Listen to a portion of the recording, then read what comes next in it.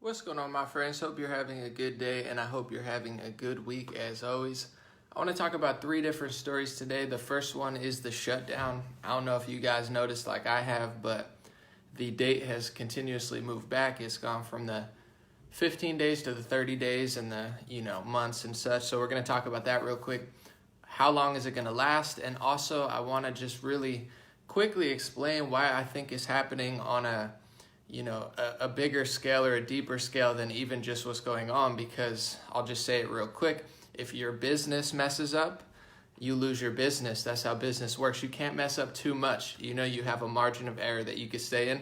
But if government messes up, they get taxes every year. If they don't get taxes, they could print money, and they have the ability to basically screw over your business and nothing happens to them. They don't lose their salary. They don't lose their power.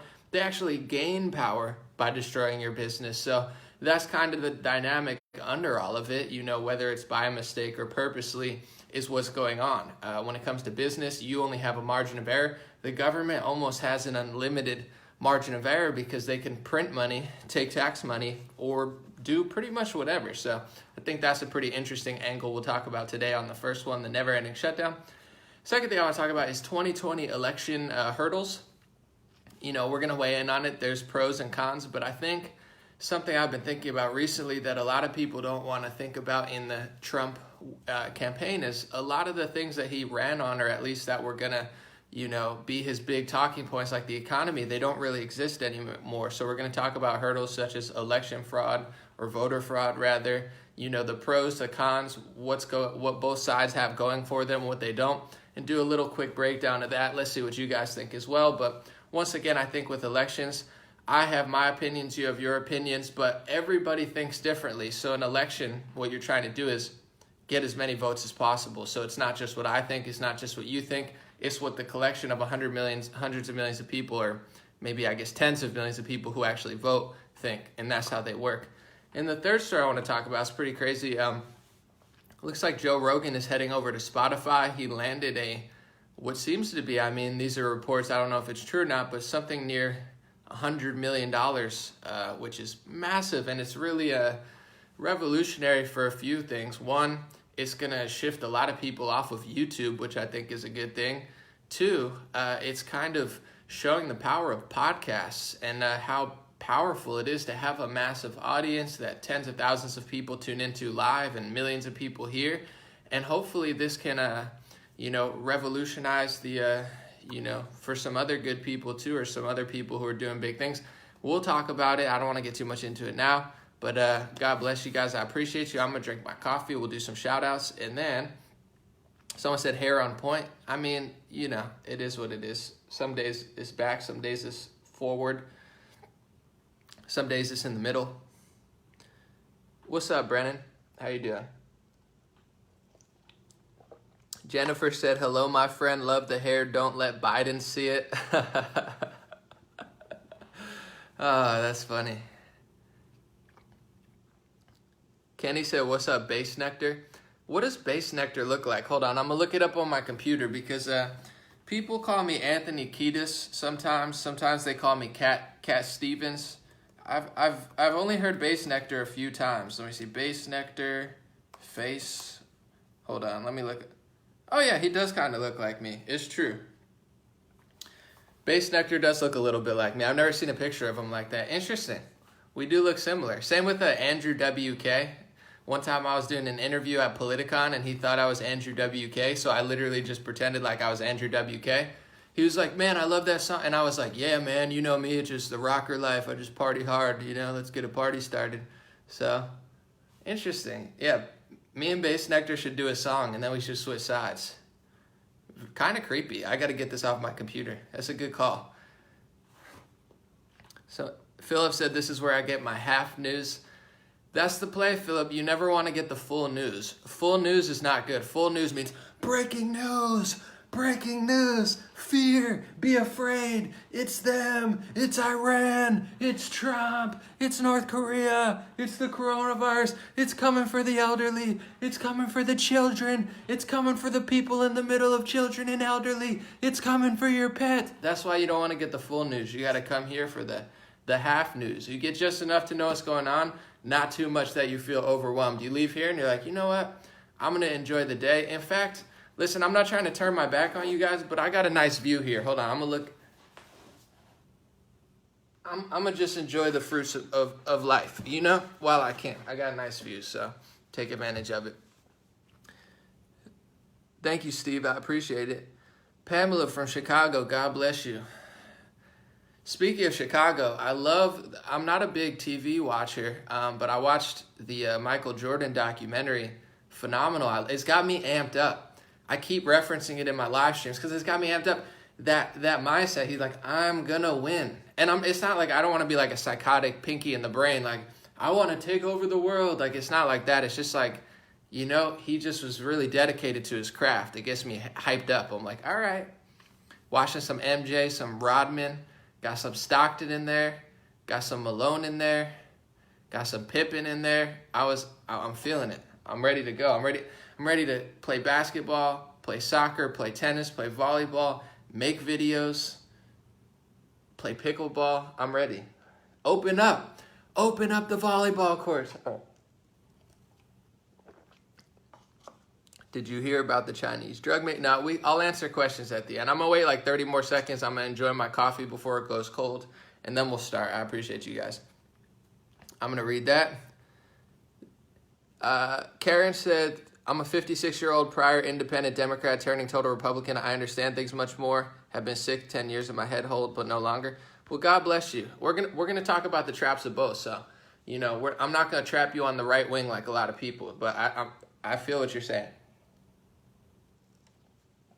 Karen said, I'm watching the hummingbirds showing up at our feeders. Karen, you should be live instead of me. That sounds phenomenal. Hummingbirds are crazy. Their wings move so fast. Google how fast do hummingbirds. All right, we're going to start on that note. Listen, this isn't your typical news show. I know you guys want to hear about what I said I was going to talk about, but let's see.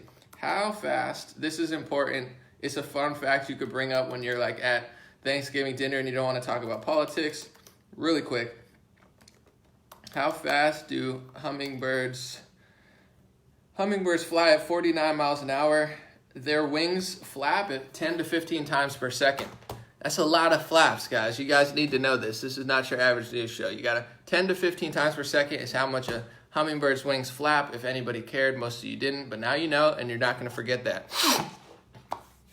First story I want to talk about today is the never-ending shutdown. And I mentioned it a little bit at the beginning, but outside of all the theories and what's going on and the Democrats and the Republicans, there's a reason. In theory, I like libertarianism and right-wing economics better than left-wing economics. I'm not mean. I'm not hateful. I've gone through phases where I didn't understand anything. I didn't know taxes, healthcare. I've been there not that long ago. I'm only 30 years old. When I was 24, 25, 26, I knew nothing. I just knew what rappers said, and, you know, I knew like Wheel of Fortune. I was kind of a moron. No, I'm just kidding. I wasn't dumb, but you get what I'm saying. As you get older, you learn more. And as a business, whether you're a big business or a small business, you only have a room for like a margin for error. If you don't do good services, you're going to lose a lot. And even I'm going to take Amazon because I think a lot of people like the service, but they don't like the personality and the fact, you know, the tax stuff that they do. A lot of people have mixed feelings about Amazon, but even Amazon, no matter how nefarious they are and how bad what they might do, they have a great service. And no matter how much people hate Amazon or Jeff Bezos, they identify that the service of ordering something online and getting it quickly is phenomenal. That so many people are like, I hate Amazon, but they order 50 things a month because they can't stop because it's such a good service. Point I'm getting to is, as a business, no matter how bad you are, you have a margin of error that you have to stay within. If your service isn't good enough, if your money management isn't good enough, you're going to fail as a business. The government does not have that. What they have is almost the exact opposite. They could fail, whether it's Gavin Newsom, Trump, Bernie Sanders, Gore, you know, Whitmer, any of them. They run off of money. They run off of your money, taxpayer money. So every year you pay trillions of dollars or whatever it is in taxes, and that funds the state to then go off and do whatever they want. So if you were a business and you lost $1 trillion, you're out of business, folks. If you're, you know, the governor and you lose $1 billion, you get that money next year for tax money. And what you're seeing now under this shutdown is even if they don't get tax money, they can just print money. So how convenient. Even if they don't get your money and they have to stop, that, they can just print trillions of dollars out of the Federal Reserve or just digitally alter them and put a few zeros on a magic debt clock somewhere. And then they have the money to do it. So this is fundamentally why I think government just doesn't really care. And I've been critical of both parties. Yeah, the Democrats, I think, are handling this worse, but Republicans really aren't doing anything, guys. I mean, even Trump, and there was one Republican, I think Thomas Massey, he stood up against the $1 trillion thing. He said, this is ridiculous. You're bamboozling the American people. When it's all said and done, he said this is going to be like a huge, extortion or distribution of wealth, biggest one we've ever had. And he got shot down not just by the Democratic Party. Trump called him a third-rate politician and said he should be kicked out of the Republican Party for basically being what a libertarian, conservative, and Republican pretends like they are, not about big business socialism. The point I'm getting to is it's a bipartisan scam. They don't care. If your business messes up, you lose your business. If government messes up, you lose your business. You get what I'm saying? They have no accountability for their actions. They could screw up and screw you over. You can't screw up and screw the government over. If your business screws up and tries to screw the government, they could arrest you. They could send the IRS for you. If vice versa happens, they don't care. They have no sense of urgency. And people will say, it's only Democrat states. It's where you are, anomaly. Listen, I'm watching ESPN yesterday. I watch it sporadically when there's a television in front of me. I'm watching cornhole. It's where they throw the bean bags in the hole. It's in Texas, the reddest state in the country, or one of them. They're all wearing masks. They're all wearing face masks. They're standing 20 feet apart from each other, throwing bean bags, wearing masks. I'm like, guys, this is happening in Texas. Florida, a couple months ago, arrested a church. They arrested a pastor. They're still not fully opened up. Texas is still not fully open. Yes, blue states are going to take more and take longer, but this is a bipartisan scam in my personal perspective. And the reason, outside of it all is there's no accountability for their actions. They can screw up. If your business screws up, you lose. If they screw up, you lose. They get money from your taxes. If they can't get tax money, they print money. So I think that's a fundamental thing that people need to understand about why business is better than government and why it's a fine line. And at the top of capitalism, you see what happens. You have a Republican president, Republican Senate, Democrat House of Representatives, and you still end up in the same place. And people say, no, don't say that. It was the Democrats. Listen, I lean right. I've told it many times. I'm not voting for Democrats anytime soon, but it's hard to just pin this on them. It seems like a government problem, and it seems like, when Republicans run, they say, we're going to end the debt, and then they get into office, whether it's Bush, Romney, whoever tries it, they're not really doing that. It's not really happening. But, on that note, I just think that's interesting. And with the title, The Never-Ending Shutdown, When Does It End? The reason I say this stuff is because mostly people like what I'm saying, but I get a lot of backlash. When I go against Democrats, no one cares at this point. Honestly, I think I scared all the team player Democrats away. They just blocked me or something. But overall, I don't get really any backlash anymore. At least I don't see it. When I go against Trump or Republicans and say something accurate, people really don't want to hear it more so than the left at this point. And the reason I say it is because when is this shutdown going to end? They say, oh, don't worry, it's going to end. Guys, we had 15 days. Remember that 15 days of shutdown? Then it was 30 days. There wasn't just Democrats. Trump and Fauci and Birx, they looked at the chart from the IHME models and said, whoa, this is going to be bad, guys. We need 30 days. And then the 30 days turned into 50 days, and the 50 days turned into 70 days. When is this going to end? It ends when the people demand clarity of information. Without real information, we're never going to get over this. It's not going to go back to normal. You're going to have to watch ESPN, cornhole in Texas, where they're all wearing masks. You travel with a mask. It's outside of even governments and Democrats now. It's United Airlines and JetBlue. You got to wear the mask. It's a mandatory mask, no matter if you're flying from Oklahoma to Texas. Guys, there is going to be no normal. You're never going back until people demand a clarity of information. Get outside, have your preferences, vote for who you want to vote for, but get outside of this, I'm just fighting the left wing because you're really not. And they're never going to give you back what you used to have or a better version of that until you demand a clarity of information. So when I call out the president, I don't do it in a rude way. He's not giving clarity of information. He's not telling the real data. And that's what's going to free America, knowing the real mortality rate, knowing the real spread rate, knowing the real, what is this virus? How bad is it? How good is it? How much worse than the flu is it? How comparable is it? Is this an overreaction? And at this point, with all the data and science, it's a massive overreaction. And they have no plan to fully implement it. You talk to even red states, we're going to open up sports next month, but we're going to open up with no fans. Does that sound like the normal to you guys? It's not normal. They have no plan of getting back to full normal. Not the Democrats, not the Republicans, not Trump. They're trying, they're saying it, but they're not going hard enough. We need clarity of information, and we need people who stand up and say, listen, I like you, I might vote for you over the other guy, but we can't just cheerlead the song, because it's gonna last forever. And people thought, in March, I said, hey, get some groceries just in case, because it's going to get shut down and get a little weird. And people were like, no. And then people messaged me, thank you, I'm glad I got groceries back when I didn't have to wait in a line. Same with this. I'm not trying to fearmonger, but we're not going back to normal ever until people on both sides, not just Democrats, but Republicans, demand clarity of information. Don't make excuses for lies and shutdowns, because what you have is government pays no price. You pay a price. The business owner pays a price. Government never has to pay a price. Your tax money funds them. Invisible $1 trillion from the Federal Reserve funds them.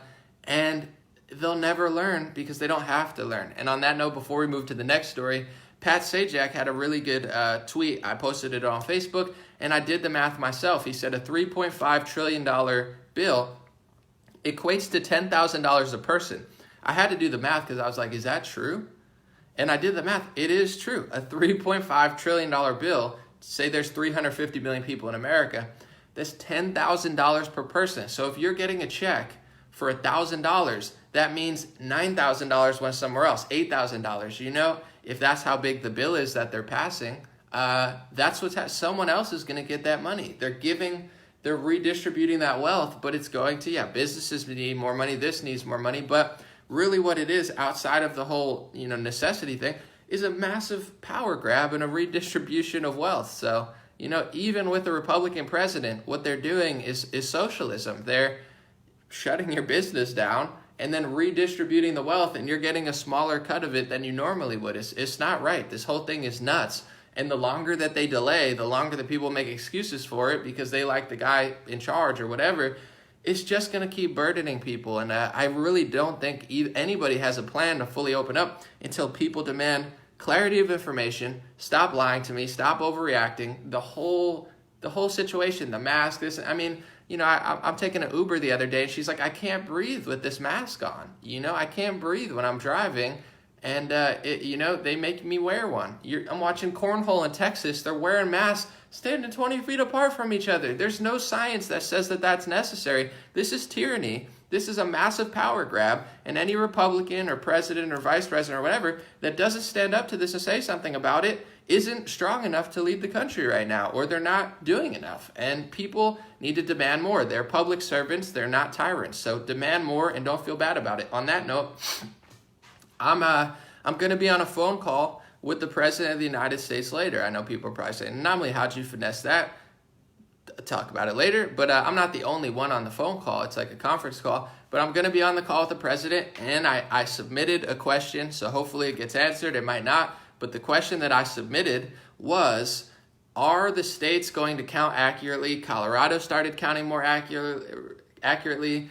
San Diego started counting more accurately. So the question I submitted to the president was, can we have a countrywide recounting of the deaths and be honest about it? These people died from COVID-19. These people died with COVID-19. And then out of the people that died with COVID-19, you could do a closer investigation to see, did they have a heart attack that was unrelated to it? Did they get hit by a bus?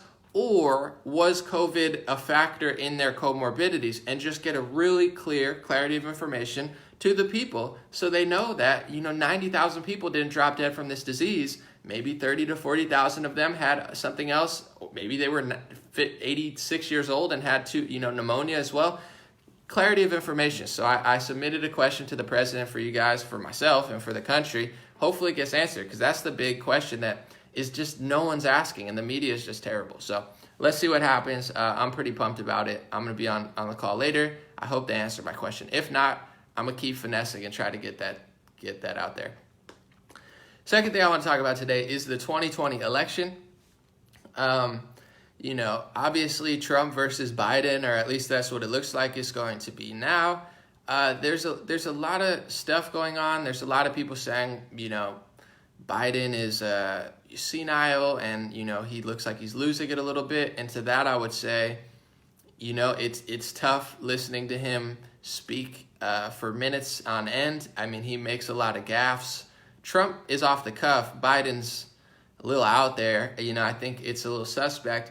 But there's a few things I think people aren't thinking about with the election. And I was listening earlier today, because I like to listen to a lot of different people, whether I agree with them or disagree with them on everything. I think that's why I learned so much, is because I could put my emotions and ego aside, or not even that, but you get what I'm saying? Even if I don't agree, I'll be like, let me listen to see what they're saying, and you learn a lot. I listen to people that totally disagree with me on the shutdown, but that doesn't mean everything they say is false or wrong. I like to learn from everybody. So I was tuning into Jack Posobiec, or whatever his name is, from I'm not saying whatever his name, I just always mispronounce his last name, the host from One American News. And he made a really good point this morning on his live stream about Trump basically running against Obama. So with the Obamagate situation, Trump's talking about Obamagate. They're trying to crack into the corruption and the Russia collusion narrative and the people who were spying on the Trump campaign.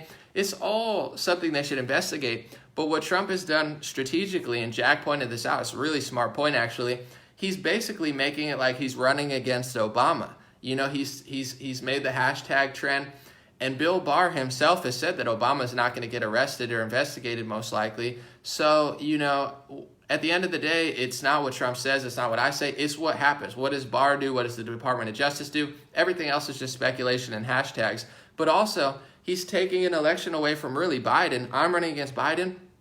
Biden's an easier candidate to beat. Hillary's an easier candidate to beat. Regardless of what you want to say about Obama, how much you like him or don't like him, he was a much better candidate than Hillary Clinton. He was a much better candidate than Joe Biden. He's honestly a much better candidate than any Democrat. Since Obama, the whole Democratic Party, and I'm not saying his strategy was good. He screwed them over in a lot of ways, but talking-wise, the ability to speak, Obama runs circles around these people. So the last thing strategically Trump should really try to do is make this election about Obama. Obama's in the past. He won 2 elections. He got a lot of independent voters. Hillary lost the election. Joe Biden will most likely and is not very likely to be nearly the strong candidate of Obama. So as Trump's pushing Obamagate, what he's really doing is making the fight me versus Obama, when that's, I think that's a really bad decision, because a lot more people like Obama than Biden and Hillary. Jack had mentioned something similar to that, and I thought it's a very interesting angle, and it's really true strategically. And another thing that he mentioned, which is, we talked about a month ago, and he spoke about it as well, which is Trump's biggest thing that was going for him for the 2020 election was the strong economy. Every day he would talk about it. Pennsylvania's going to vote for me because the economy's strong. Michigan's going to vote for me because the economy's strong. I brought the auto jobs back. That was, regardless of how you feel about the shutdown, you could say it's not his fault, it's Fauci's fault, the Democrats' fault. I'm not placing the fault game on the pandemic. This is a complex, hard situation to handle. No one would have been able to do it perfectly, so I'm not here to blame him. But what I am saying is they did, or somehow it happened, they took away his number one thing that was going in his favor. It is true, when the economy is good, when people are getting paid more, when they have jobs, it's hard to want to change that. So that was going to help him win in Pennsylvania. That was going to help him win in Michigan and Florida. Now that's been completely taken away. You could say it's not his fault. You could say it's their fault. But the truth is, it does matter. And the point that Jack was making was with political philosophy. When people vote for the incumbent and the person who's already president, you're voting for, do you want what you have already? So that's why the economy is a big deal. Well, the economy's good. Let's not ruin it. Let's not mess up a good thing. We got it. Let's ride this out for 4 more years. But that's all gone. So now people are not only voting against the Trump and Biden, the people behind them and the name recognition, but what they're also doing is voting for, do I want to keep what I have right now? That's kind of a big, why did people vote for Trump? They were tired of what Obama brought for 8 years. They didn't like the healthcare. They got screwed over, taxes, whatever. They were tired of it. A lot of people voted for Trump because of his foreign policy. I know a lot of people don't think that way, but everyone thinks different. Millions of people voted because they didn't like Obamacare. Millions of people voted for tax reasons. Millions of people voted because Trump was an outsider and they thought he could take down Hillary. And millions of people liked Trump's foreign policy on Syria, and Obama had a horrible foreign policy with Hillary as Secretary of State in Libya. It was what Obama calls his worst mistake of his presidency. So these things all weigh into factor. Now you're taking the biggest accomplishment away from the president, his economy, and flipping it into the worst crisis in the modern era. So from the best economy the country's ever seen to the worst crisis since the Great Depression, it's gonna make a huge deal. It's gonna have an impact because people, not everybody's super educated, not everybody knows everything about, everybody does. Some people just casually watch and now they're thinking, do I want this? I'll give you an example too. I had Uber or Lyft ride or whatever, and the person that I was talking to that was driving was fed up with the mask rule. She couldn't stand the mask. She hated the mask. But she didn't know that it was more Democrat policy that the mask thing was a thing, where she's like, I think Trump did the mask thing. It's not true. It's not particularly his fault. But she sees it as he's the president. He's in charge. I have to wear a mask. I might, those are the type of people that might vote for something different. And although it's not Trump's fault, it is true. He is the president. And I know when he does something good or anything good happens under his presidency, people want to give him credit for it. He did it. He's the president. He gets all the credit and glory, as he should. But then if that's what it is, when something goes bad, people see it the same way. It's his fault. I'm not saying it's his fault, but you have to think not just how you think and how I think, but how everybody thinks. And a lot of people see this as, I'm wearing a mask, I'm stuck in my house, I don't have a job, Trump's the president, I want to vote for something different. So these are things in political campaigns you have to think about. So as weak as a candidate that Joe Biden may seem, two things going on. Trump is basically making it about Obama again, which I think strategically is a bad idea. And even with Obamagate election-wise, are you going to do something about it? Like, is it just another talking point? Who's going to get arrested? You got people think thousands of people, hundreds of people, these people, those people, we'll see. But even for me, as somebody who has supported the president, I'm not impressed with the Obamagate stuff right now because I can't live normally. Everyone's wearing a mask. Texas, mask, cornhole, plane, Uber ride. It's like I'm living in a dystopian, Orwellian, nightmarish country based on a total overreaction, based on false data, based on many bad government decisions that they'll never have to pay for, that we've had to pay for. So I'm living in this reality, and all of a sudden, after 2 years of basically doing nothing, I'm not saying he did nothing, but about Obamagate. Now it's about Obamagate. I'm supposed to care about Obamagate. I cared a year ago, but even the name of it, I don't think that's good branding, but whatever. I don't care about it right now. I'm not one of these cheerleaders like, oh yeah, get them now. It's like, guys, no, I'm mainly focused on the shutdown because it's not a little issue.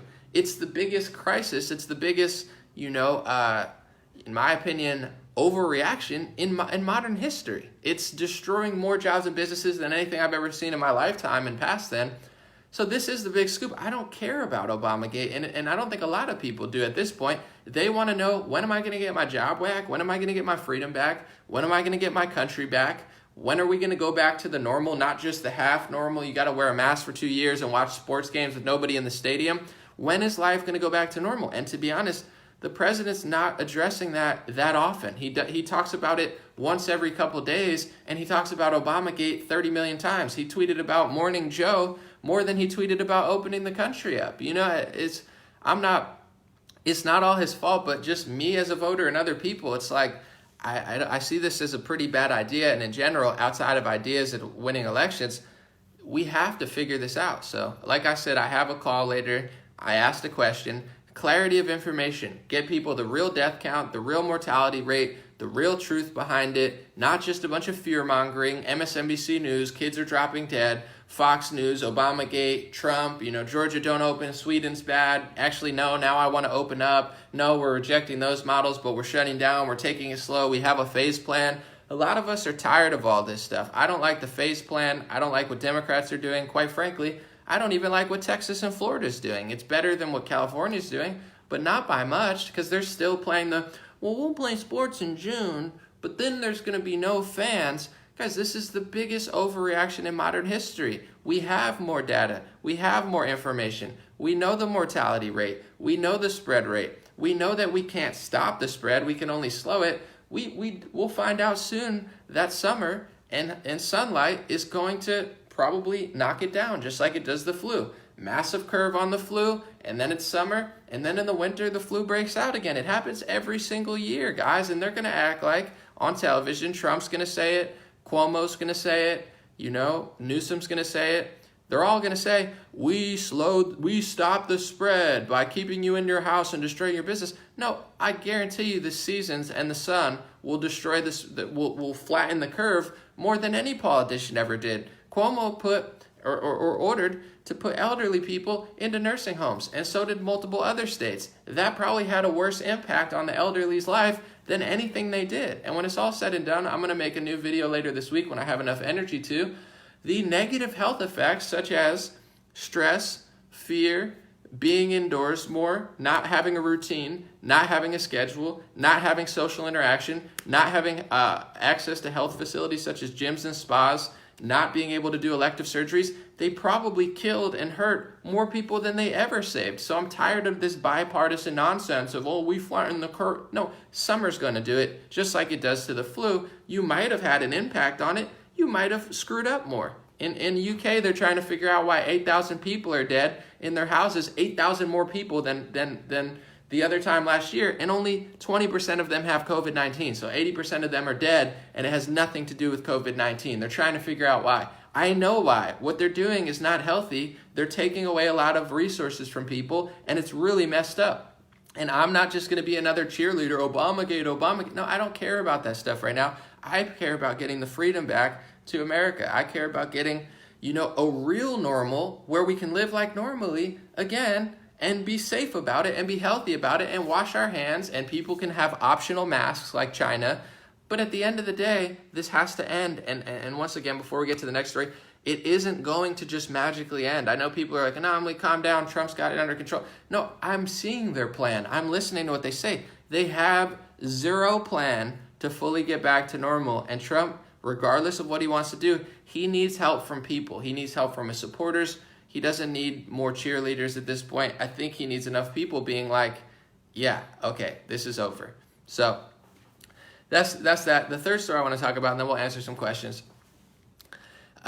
Joe Rogan, it looks like he inked a deal with Spotify. He says he's going to exclusively be only on Spotify in the new year. And then he said he's going to slowly move from like September to December over to Spotify, away from YouTube and I guess Apple Music. And I'm thinking, all right, Joe Rogan, one of the biggest podcasts in the world, millions of views, millions of streams every time he does it.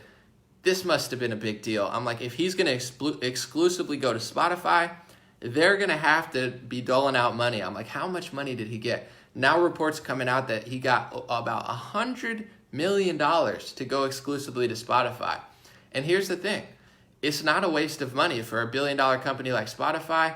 Their market cap value just off the stock market boost went up, I believe, around like 1 billion or 1.2 billion. You got to look it up right when they announced that. So they already surged in value just off the announcement that Rogan was going to go there. He made the money back for them, if they own enough stocks, right when they announced it. And this is, in my opinion, this is actually really good, regardless of how you feel about Joe Rogan. A lot of people that watch me are huge fans of the Joe Rogan Experience. A lot of people who watch me don't like Joe and think he's a shill.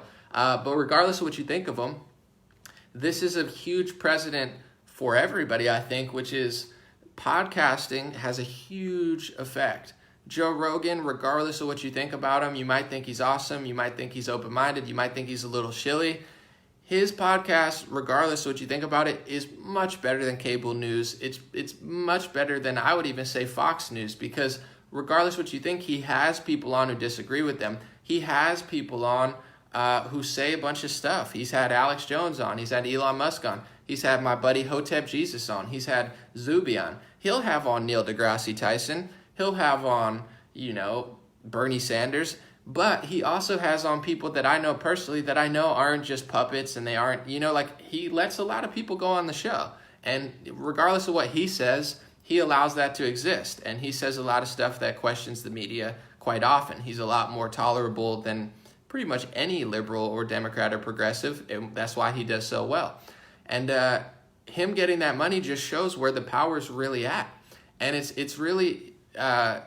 it's a good sign for people like me. I'm looking at people who get millions of dollars, and I'm not all about money, but at the end of the day, it's like big bank take little bank. That's just how America works. So for me, although I'm doing so well, I don't have a big corporation. I don't have an agent, a manager. I'm the real deal when it comes to independent. People can speculate. It's all me. It's you guys. It's people helping me, but I don't have a team. I don't even have a manager or like an assistant. It's literally everything I post, everything I do.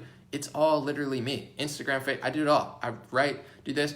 Anyway, now this shows people, the point I'm getting to is I'm getting 5,000 people, 3,000, 4,000. Most people who make millions of dollars, they can't get this type of audience. So regardless of how much they tell people that they have a lot of strength, a lot of it is smoke and mirrors. Tekashi 6ix9ine is a rapper. He's all face tatted, got like, purple hair and stuff.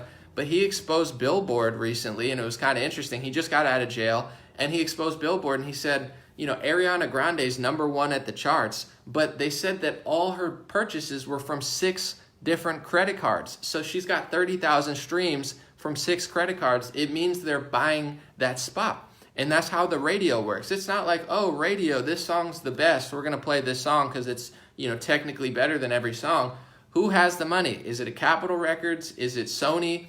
Whoever has the money, they talk to the people in the record industry, and it's a whole industry. It's all pay to play. It's not who's the best or who's the most popular. And a lot of this stuff's smoke and mirrors. You go to my Instagram at DreamRare, DreamRare. That's my Instagram, DreamRare.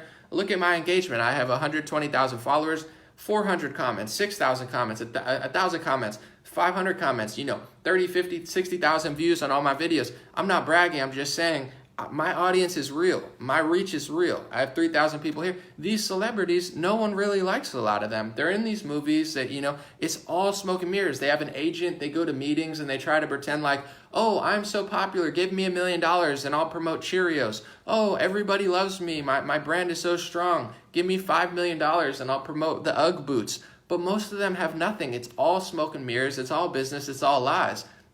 Me and Rogan, although we're different, Rogan's the real deal. Whether you like him or not, his reach is real, is what I'm saying. His audience is not fake. He really is popular. People really do listen to him. Regardless of what you feel, it's real. So he's getting real boy money because he's got a bigger reach. If anyone deserves the money as far as reach, it's Rogan. His influence is that big. These other celebrities usually get that money, but they don't have it. So why this is optimistic for me is, this may be a turning of the gates. It might not. He could just become a gatekeeper shill like Stephen Colbert or Jimmy Kimmel when they went to, media, or Fallon. But it could be a turning of the guards where it's like, okay, this is what people want. They want something better. They want something different. They want something more open-minded. They don't want old news.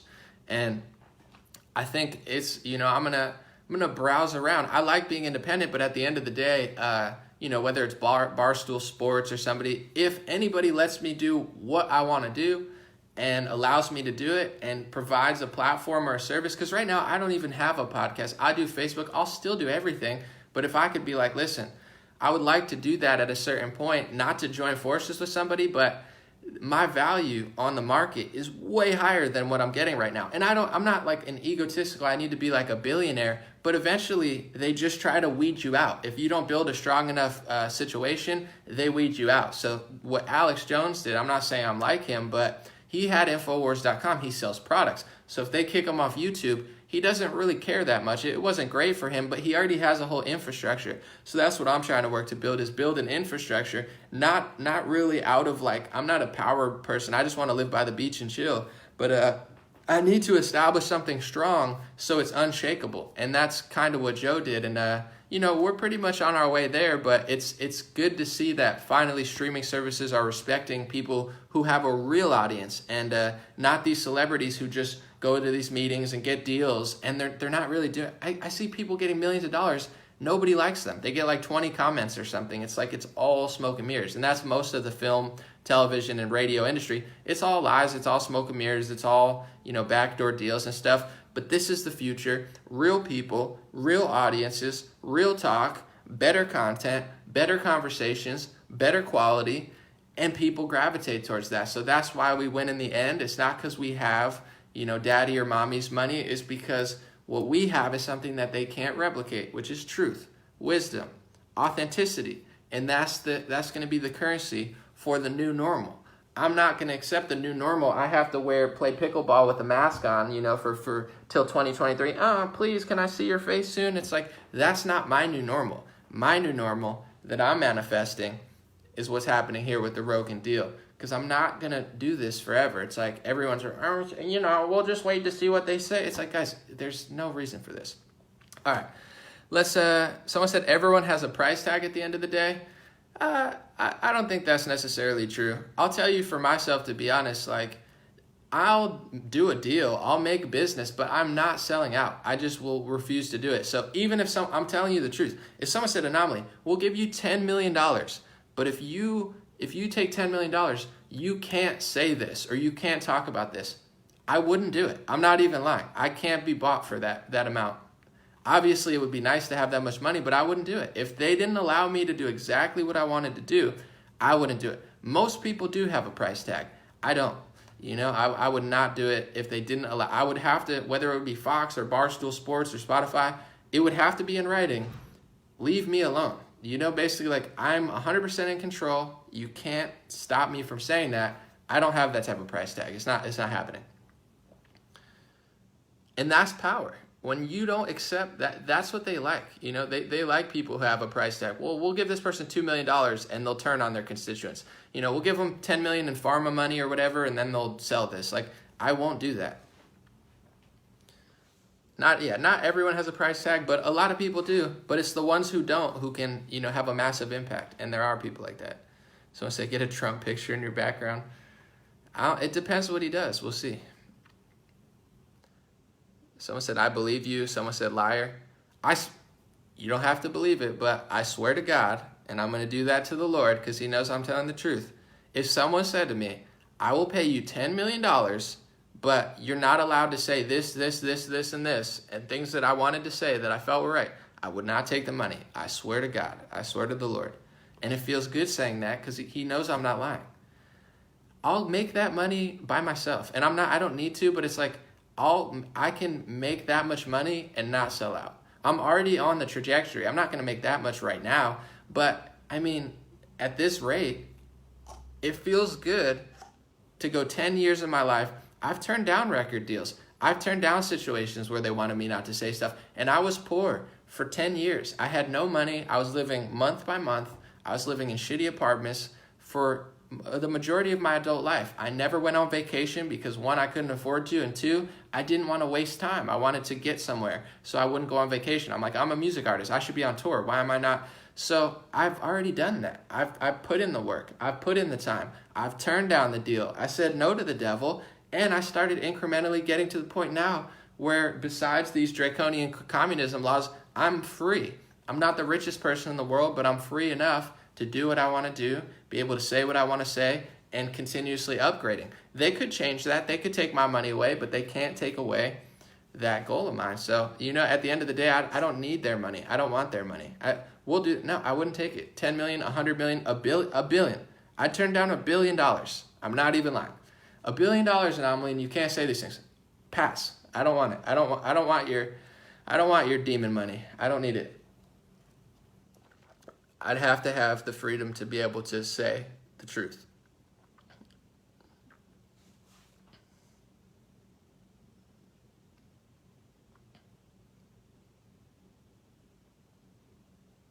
Someone said, if it's meant for you, God will give you a platform. God is great. I mean, it feels good. It feels good to say no so many times. It feels good to not give in to. They wanted me to rap about women and drugs. It wasn't cool to do what I was doing for 10 years. I've been rapping about, deep government stuff or whatever since 2008. That was never like, oh, that's going to be mainstream. They're like, that's underground. That'll never be mainstream. That'll never sell. It feels good to do 30 times the numbers of the artists that they signed instead of me. It feels good to show them that this actually is popular. It's a cool time in that sense. In many ways, this sucks what's going on, but it's like they said this wouldn't happen. And that's why I like the Michael Jordan documentary, because it drives me. Where it's like that you can't do it. At the end of the day, he had that. If you watch the documentary, you know what I'm talking about. If not, I'll tell you. Michael Jordan would always pick something to piss him off in order to get him to execute on a level. Something someone said, what a coach said, what a hater said. He'd hone in on that and make it so he would win the game. I kind of have that where I don't get discouraged. Like when someone's like, you're not going to get a record deal. Oh, Anomaly, you could never do that. Then I just turn into oh, now I have to do that. And it's not like a spiteful womany thing or a childish thing where I'm like, oh yeah, I need to prove you wrong. I don't take the bad. I turn it into positive energy. I'm like, I can't do that. Now I'm going to do it times 30, and everyone's going to see it, and you're going to feel like a moron. And I've done that 100 times now. You can never do that, and I'm like, you have to talk about women and drugs. You can't talk about politics. You need to talk about this. Cut your hair this way. We'll dress you up in these clothes. We'll do this, and I'm like, no. And they're like, we have the money. We have the record label. We'll do it. And I'm like, no, it's not. That's not what people want. And they're like, no, that. I'm like, no, it's really not. And then you need. Now I look at these people, and no one cares about their artists. No one knows who they are. It feels nice. I'm like, I told you, but I'm hyped up. And then you got Rodman on the board getting 20 rebounds a game. I'm amped up. It is good motivation. Someone said, like when everyone told Trump he couldn't be president. Yeah, he did it. Absolutely. I'm sure he fueled off that too. He seems like he has a level head though, the president. He's not they always paint him as crazy. Every time he talks, he's super chill. He's chiller than I am, and I'm pretty chill. Trump does not get angry. He just gets annoyed. Thank you, Debbie. I appreciate it. Someone said, that's like Waterboy and Coach Klein. Water sucks. It really, yeah, no. That's such a funny movie, Waterboy. Someone said, money ruins you. Look at everyone who has it is truly the root of all evil.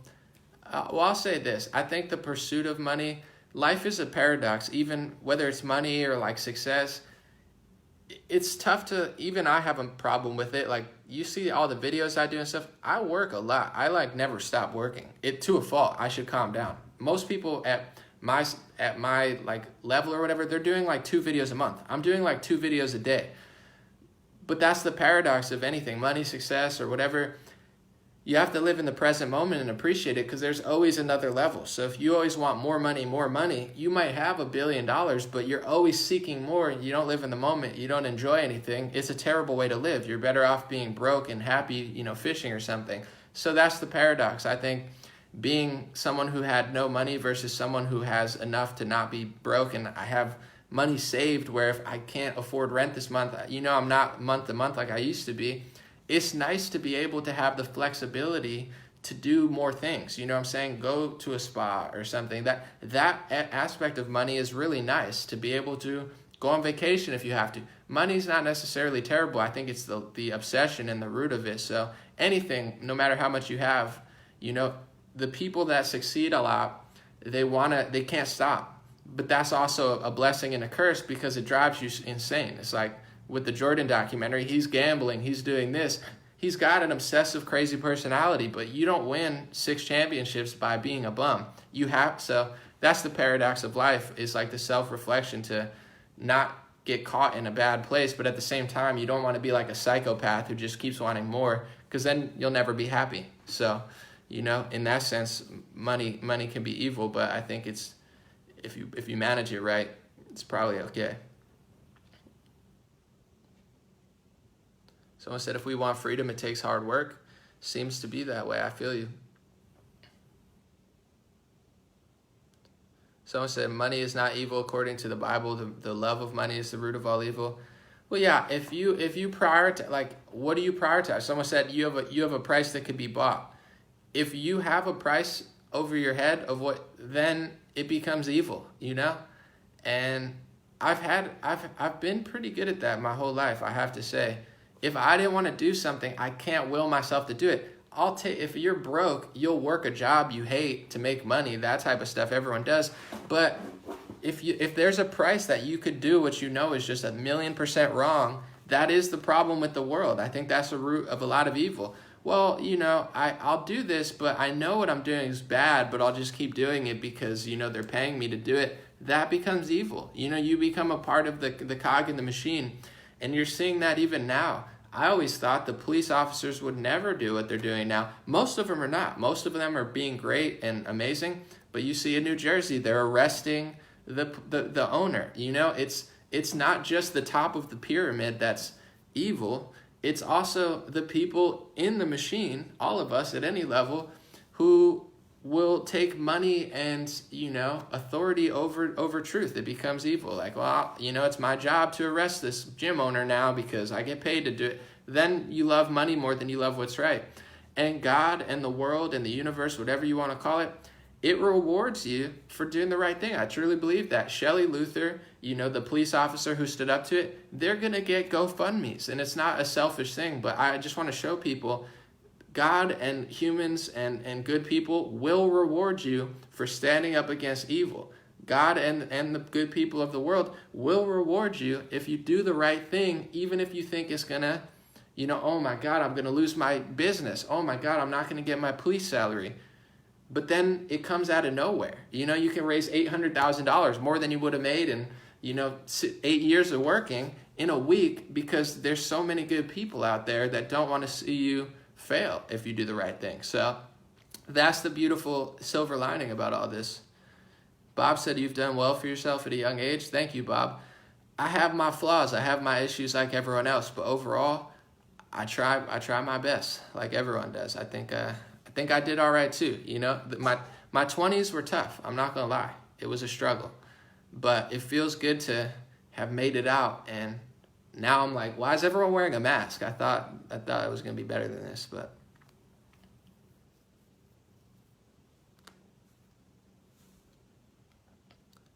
Someone said GoFundMe takes 7%. Please don't give it to them. Everyone takes money. I mean, Facebook takes ad money, Google takes money, GoFundMe, Patreon, they're all taking money. There's a better way to do it, but I think every service takes money. 7% sounds less, honestly. 7% is probably one of the better rates out there. It sounds like a lot because it is a lot, but I don't know if there are many services that take less than that at this point. Jennifer said, I need a new wheelchair. Spread the word, please. Do you have an Instagram, Jennifer?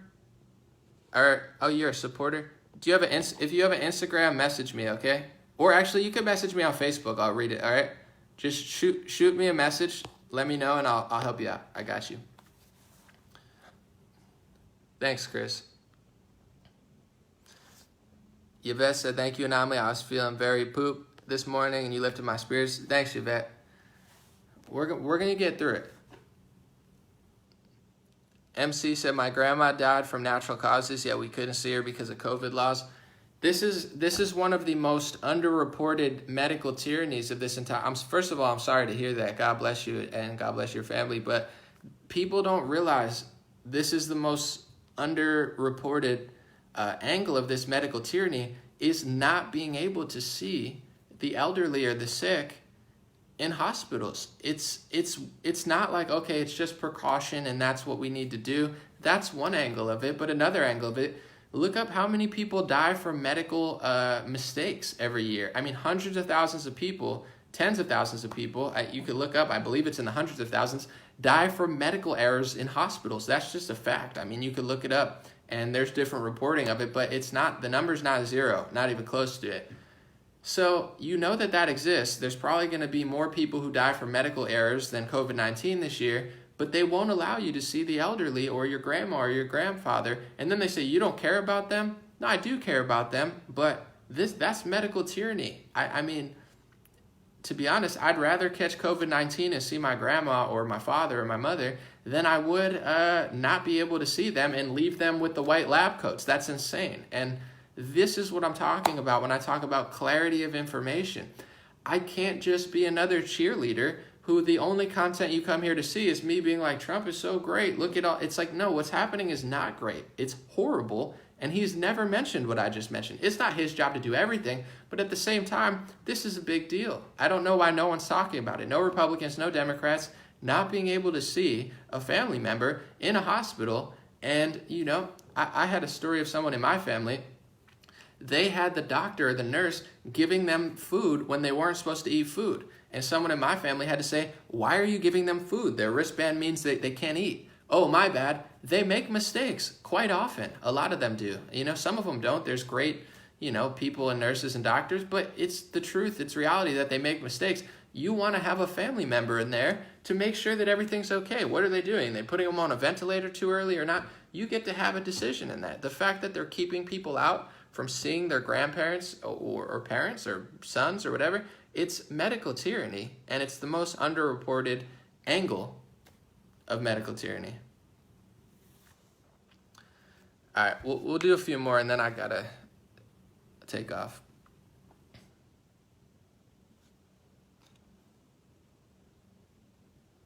Someone said, John said, how do we really make a difference? How can we get Obama, Clinton, or Bush to pay for their crimes and make a real difference? Petitions. It's a good question, John. I'm not a big petition guy. I'm not saying to not do them, but I'm just not big into petitions. Some people are. I just don't know if they work or not. I'm not trying to dissuade people from that, but like, I'll get messages, here's a petition to recall Gavin Newsom. And I'm like, guys, I don't recall him for what? You know, I think you just got to win the election. To me, it sounds like impeach Trump. It's like, just win the election. You know, I don't like Gavin Newsom, but like, he won. So why am I going to recall him? People voted for him. So I don't know. I don't think petitions are the strongest way, but I'm not trying to dissuade people. Maybe they work and I just don't know about it. But yeah, it's tricky, but I guess every person matters, voting, but also just, you know, I think not falling trap of like the two-party just battle all the time. And I think that happens with a lot of conservatives and stuff. They just end up battling all the time and, you know, just running in circles. So if you could stand firm and be, you know, listen to people who make more sense and just be like, all right, I like that person, but I'm not just going to spend my whole life fighting Ilhan Omar or whatever. I think that makes a big difference. And to tell you, I use this as an example a lot, but I've seen it work where people started going to Republican events like Charlie Kirk, Dan Crenshaw, Ben Shapiro, and they started asking questions and bringing a lot of people to these events. And they actually made Charlie Kirk flip his opinion on immigration. And to me, that was a pretty big victory because Charlie's a pretty big person in the conservative movement. That showed that individual people could have a huge difference, even if it's 5, 10, 20. Organizing, doing the right things, you know. People like Scott Presler, he's one guy, but he registers thousands of people. He goes around the country and registers. You don't have to do that. It might not be your thing, but like that's one person who makes a massive impact. So I think registering people, just keeping true on a local level, you know, going to events and asking real questions in a nice manner. Those are ways that I've seen work really efficiently, and it only took a few people or just one person. So you don't have to do that. I'm not Scott Presler. I don't register people, but I do. That is pretty monumental, I think, as far as like voting wise. But to hold past people accountable, it would take enough of the population to believe in it, I guess. You know, it's tricky stuff, but I would say don't get discouraged. And what you're doing now is probably more than what a lot of people are doing, which is, you know, being calm and not just being like emotional back and forth fighting. If enough people can do that, I think, you know, the tides can turn.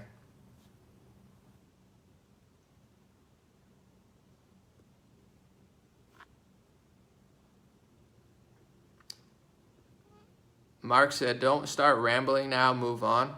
I'm not going to block you, Mark. I kind of want to, but it's like I speak for hours on the live stream. It's kind of what we do here. So I wouldn't say that's rambling. I would say that was like 2 minutes of me talking to people. But I'm not going to block you, but those are the type of comments. I don't block many people. It was like, stop rambling. It's like, all right, Mark, you go make your live stream and talk to people, see how it goes. We don't need, you can ask questions and be cool, but we don't need stop talking so much. It's like, well, then I'm unemployed. So what's your thought about Howard Stern turncoat? He's not a turncoat. Sorry about that, someone called. Howard Stern was never like, he was like a disc jockey. I don't think he was ever like a big Trump Republican or anything. So I don't know. He's been irrelevant for 10 years. To me, taking the serious deal kind of ruined his career a lot. Like he used to be really relevant, and then he took the serious deal, and then nobody listened to it. So I don't know. When I don't look to Howard Stern for political opinions. I just ignored it. I was like, nah.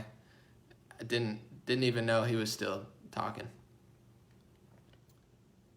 And I like Howard. I'm not, I listen to him. My mom listened to him and stuff. He's a funny guy, but I'm like, all right, well, just another person saying things that doesn't know what he's talking about. Someone said, you're fine. No, I'm just saying.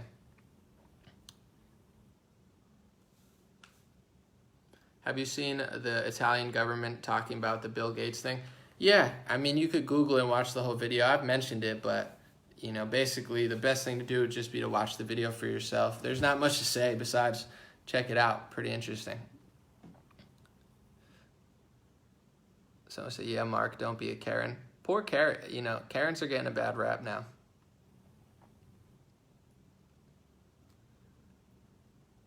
Jen said, I feel like I'm going crazy the last 2 days. Jen, I hear you, and it's really frustrating to see, Trump said something about it on his Twitter, but it's like Obamagate. First of all, like we talked about earlier, running against Joe Biden is easier. Running against Obama is not a good idea. He's a better candidate. So Trump's making this new election about Obama. It's a horrible strategy. Bill Barr needs to do something about it, but overall, I want to know when this is going to end. It's getting so annoying. It's ridiculous. Like everywhere you go, wear the mask, or, some places it's not like that, but even in Texas, even in Florida, they're not fully opened up again. It's not just blue states. It's ridiculous. People should be doing what I'm doing, to be honest, and stop playing these Republican games. I'm not saying I don't want Obamagate to happen, but it's like Barr already said Obama's not being processed. So why are we going to just sit here and yell Obamagate? What about Freedomgate? This is the new one, Freedomgate. I want my freedom back. I want to be able to live normally again. That's the big scandal. It's not Obamagate anymore. Obamagate and Russiagate, it was a big scandal. COVID-19 gate or Freedomgate, or, the government being convenient, wrong, and just keep moving the goalpost gate. That's the biggest scandal of the last 80 years in America. So, it seems like either he's totally out of touch because he's in the White House and he doesn't have to deal with this stuff, or it's like a purposeful, Roman circus of just confusion. I'm not pointing fingers. I'm just saying everyone should be telling the president this. I'm telling you, his campaign people see this stuff. I'm vocal about it every day on Twitter, I promise you, and his campaign manager still follows me. If enough people say enough is enough, stop talking about this, do something about this, he's going to have to do it. Whether it's him, another president, people above him, people below him, they have to act when enough people do it. You get what I'm saying? So overall, yeah, I hear you.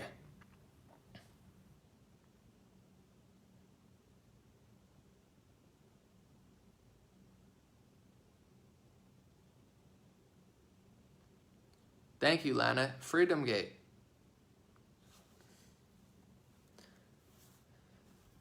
I'm going to read this. Mike said, what's up, Mike? Mike said, I stopped listening to the news weeks ago and reduced Facebook time drastically. It's been nice turning off the world and just living. Yeah, I was thinking about that the other day, too. I don't mean to keep referencing the Michael Jordan documentary, but I watched it recently, so it's in my head. They were talking about one of Michael Jordan's biggest superpowers was living in the moment. And I have friends that are pro athletes too, and they told me they've gotten injured and messed up when their head wasn't completely in the game. And that's one of the cons of really computers and technologies. Even for myself, I spend way too much time on it. That's why I'm trying to take a break for a few days. It's not working out well now, but we're so in the computer, we don't live anymore. And it's almost impossible to live anymore because now they've taken away things that allow us to live. Like I would go to the spa or get a massage or go to the gym or go hiking or, whatever. I'd turn my phone off, leave it, and go do that without the phone. It's my favorite part of the day. It always has been. They've virtually taken that away from me. They've taken away the part of the day that gets me away from the cell phone and computer. It's still possible. I still can do it, but they've made it harder in some ways. So that's the struggle, I think, of the 21st century is being able to break away from the computer and the cell phone and just enjoy life. They've made it so hard where even people who don't do it, the TV, that's my favorite thing to do. And we'll see. But last year I did I turned off my phone for 2 weeks. It's the greatest thing I've ever done in my life. I need to do it again, but I'm trying to have a whole day, probably tomorrow, where I'm just not even going to use my phone at all. It's a good vibe, and it's tough.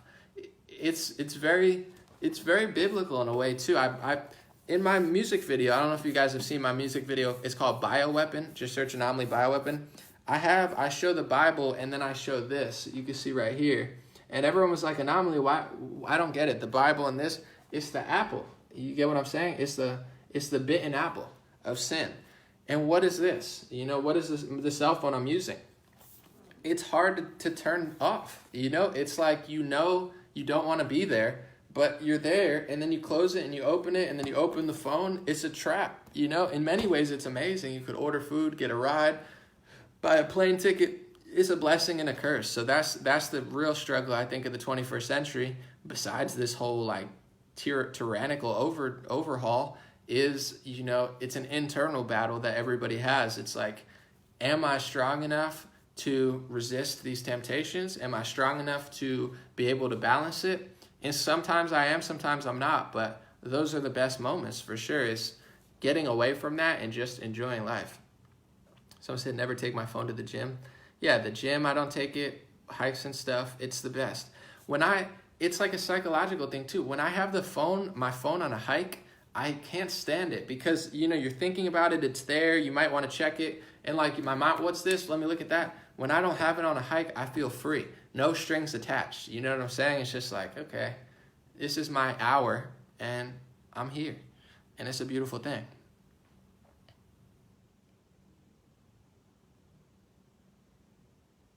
Crystal said, I have to get back to my schoolwork. You're a distraction. Yeah, do your work, Crystal. What's your deal? I'm just playing. Thanks for being here. So I said that was...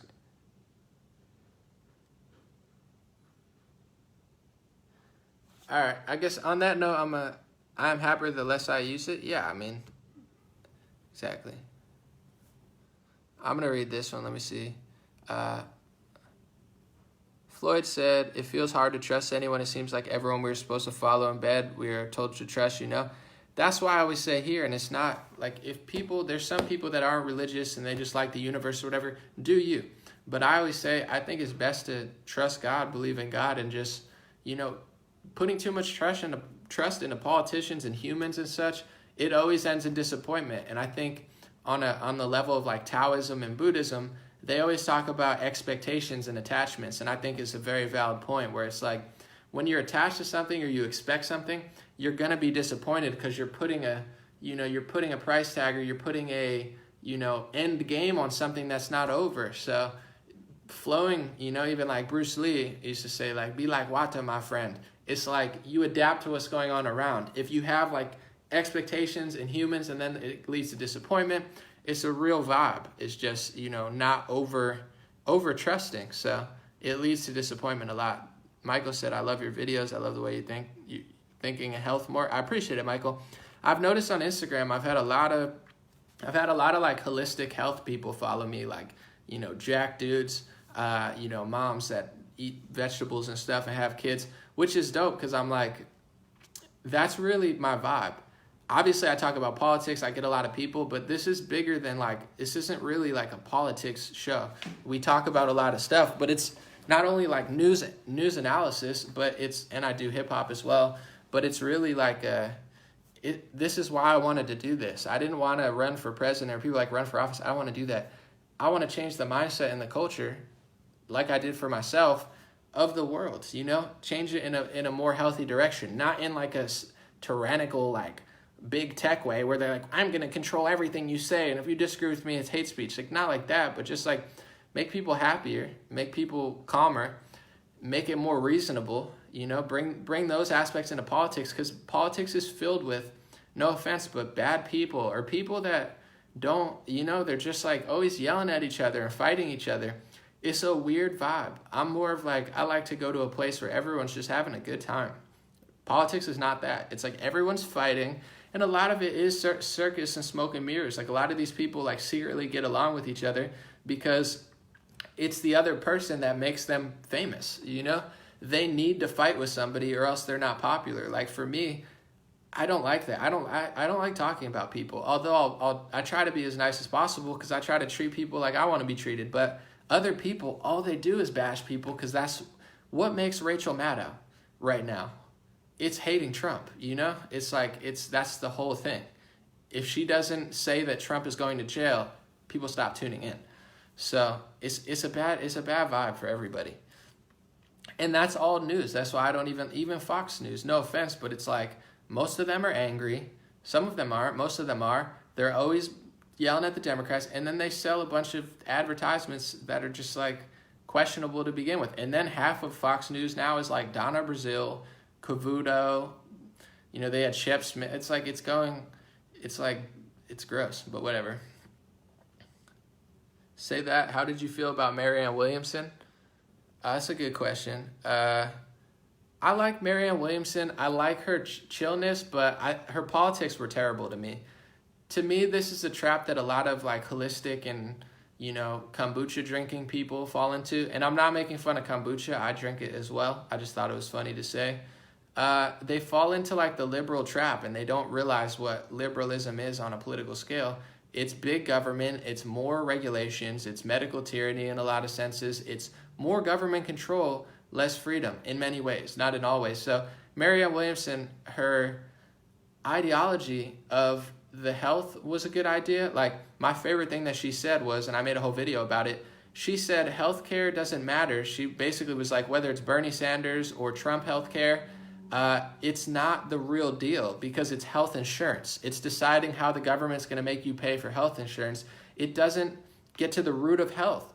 Marianne Williamson believes that, the pharmacy industry is overprescribing pills, and she backed off it because Anderson Cooper like yelled at her or something, called her a Scientologist. So at a fundamental level, she gets that aspect of health, and in that way, I thought what she said was one of the best things ever said on a debate stage. But then she backs Bernie Sanders' health care. So she says she believes in that, which is like health, taking care of yourself. But then she backs the most tyrannical health insurance policy of all, which is Bernie Sanders deleting all private insurance, making one government health insurance that everyone has to take, and you can't opt out of it and you have to pay for it. So her ideology was on point, but then she falls into the progressive lies and the progressive trap. So, I think for that reason, what she was going for was revolutionary, but the execution was just poor. So overall, I would say I would love to sit down and chat with Marianne and have a kombucha, but would never vote for her because she's just a little confused, I think, politically. But overall, I do appreciate some things she said. I had to unfollow her on Twitter because she was just annoying me. But Enio said you need to follow your own advice. I don't know in what aspect. This is true, though. I mean, I don't know exactly what you're talking about, but it is true. I definitely should follow my own advice. That's the point of saying it and doing it. But we'll end in a second, but I don't know exactly. I'll get some sun. I got you. It's true. No, I've been good. I don't know if I look tan or not, but I've been getting a good amount of sun. But that's the balance is knowing the right thing to do and then doing it. I think that's the problem a lot of people have. And that's why I try to say before I really end, and then I'm going to go, I let people know I'm not perfect. I do stuff, obviously, but like some people are like, knowing is easy. Doing it is the hard part. And it's not just like everyone else has it. Like I struggle with it daily, just like everyone else. The cell phone, the computer, the getting outside, the getting off technology, the, making my routine more efficient. You know, it's like I struggle with it every day like everyone else, but that's the key, is listening to your own advice and doing a little more than you did before. And, you know, what sucks about this whole thing is it's made me, I won't say relapse, but in the last 3 months, I've worked out less. Now I'm doing more because I'm back by myself. But like, I was in a place, I wasn't really working out as much. I wasn't eating as good. Like, it screwed up my schedule because 80% of the things I usually go to, everything's closed. So it's put me in a space where I'm like using my cell phone more. It's because I can't go anywhere. I would turn my phone off for a day and go to a spa or something. I can't even do that now. So, you know, not to cry, that's like a first world problem. I can't go to the spa, but you get what I'm saying. I mean, you can't even go like play tennis, you know, with a friend. It's ridiculous. So, you know, it's a constant struggle, but I think that's the big element of the shutdown too. And I'm going to make a whole video on it, is it's not just like we're saving health. It's really detrimental. What's up, Naren? But it's really detrimental to people's health, what they're doing. And I'm going to try to make a whole video explaining that, and hopefully it gets big. Marco said beer is better than kombucha. That I have to disagree with you with, but they made a kombucha beer, my friend, and that is disgusting. I think we can all agree it's pretty disgusting. My friend, I was at his house, and he's like, I have kombucha, I have beer, and then he was like, I have a kombucha beer. And I was like, what? I was like, I have to try that. So I drank the kombucha beer. It's like a more alcohol kombucha. Horrible, disgusting. But I would drink another one just to have it. But yeah, do what you got to do. But watch out for the kombucha beer. It's a trap. All right, God bless you guys. I appreciate it. I'll be back soon. And I think this was a pretty calm one, so I'll leave this up. And yeah, check out my video from yesterday. We'll do more stuff. And to my supporters who are in the supporters only Facebook program, I'm going to probably extend the live stream to next week, because this week I didn't even realize because I've been so busy, but I've taken like almost no breaks over the past 2 months, and it's kind of driving me crazy. So yesterday I kind of calmed down a little bit, and my version of calming down is like I put out a video in the morning. I already had it made from the last day. So it's like even when I'm not working, I'm still getting videos out and stuff. But I need to, tomorrow and the next day, I need to take a little break, and I might do a live stream. But as far as the supporters only live stream, it's going to be extended to next week. I got to do it next week. I need a couple days, or else I'm going to go crazy like everyone else. So appreciate you guys. I'll be back soon. And thank you. Someone said go for a jog. I hear you. Hold on. I'm jogging. No, I'm jogging right now. All right. For real though. Thanks.